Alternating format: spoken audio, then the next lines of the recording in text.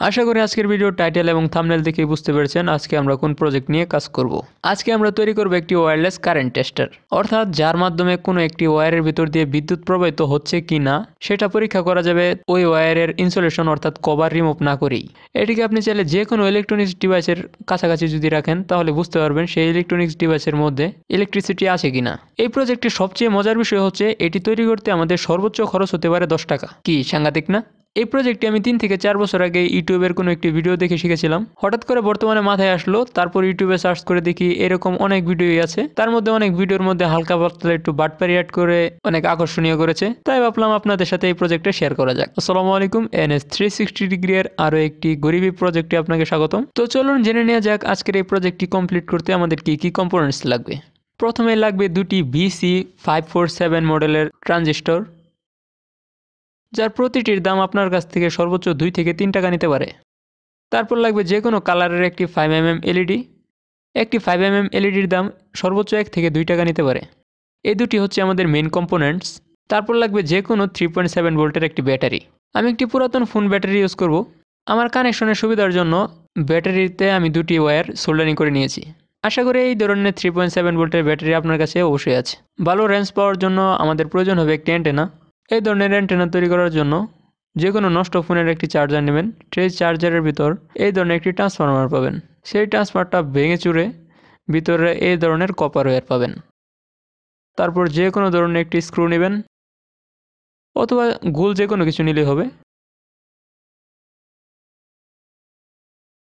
সেখানে আনুমানিক 12 থেকে 15টা পেঁচ দিয়ে নেবেন।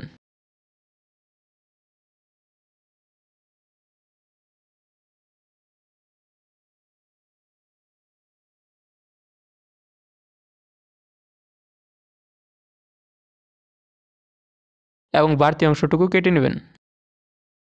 তারপর সেখান থেকে পেঁচানো তারগুলো ধীরে ধীরে খুলে নেবেন।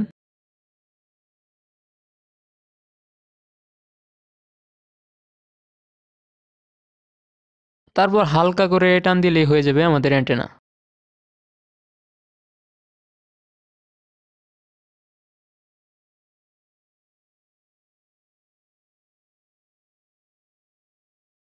এই সকল কম্পোনেন্টস একসাথে সংযোগ করার জন্য আমি ব্যবহার করব ভেরো বোর্ড।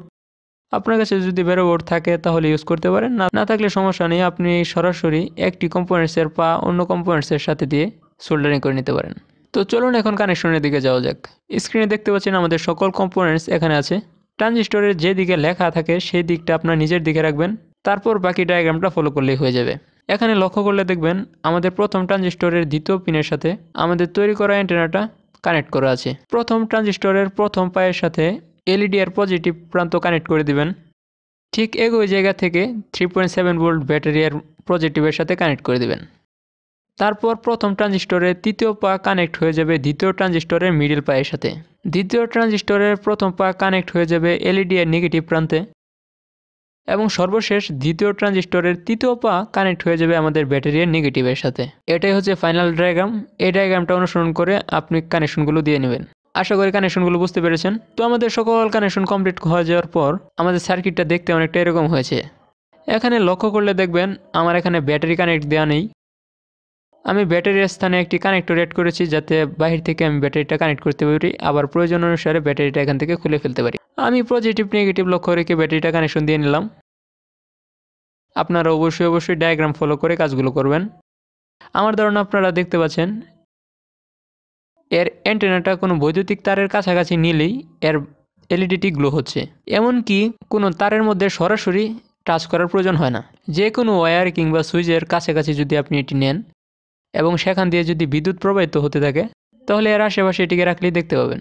এটি ডিসি লাইনেও কাজ করে, তবে ডিসি লাইনের খুব কাছে এটিকে ধরতে হয়। এটিকে আপনি চাইলে যে কোনো ইলেকট্রনিক্স ডিভাইসের কাছাকাছি যদি রাখেন তাহলে বুঝতে পারবেন সেই ইলেকট্রনিক্স ডিভাইসের মধ্যে ইলেকট্রিসিটি আছে কিনা। এর রেঞ্জ খুবই সামান্য।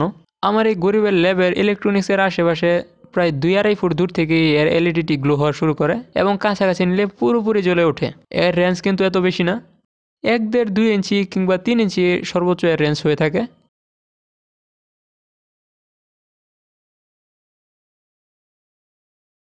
এর মাধ্যমে আপনি দেখতে পাবেন ওয়ালের কোন দিক দিয়ে বিদ্যুতের লাইন চলে গেছে।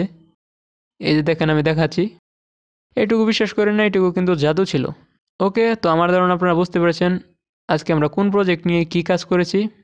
তো আমার এই সম্পূর্ণ ভিডিও ফলো করলে আপনিও এরকম প্রজেক্ট তৈরি করতে পারবেন, যার মাধ্যমে আপনি ওয়্যারলেস কারেন্ট টেস্টার তৈরি করতে পারবেন।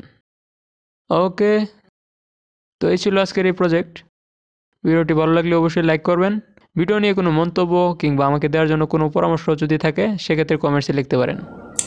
ওকে, তো দেখা হবে নতুন কোনো ভিডিওতে নতুন কোনো বিষয় নিয়ে। সে পর্যন্ত ভালো থাকুন, সুস্থ থাকুন। আল্লাহ হাফেজ।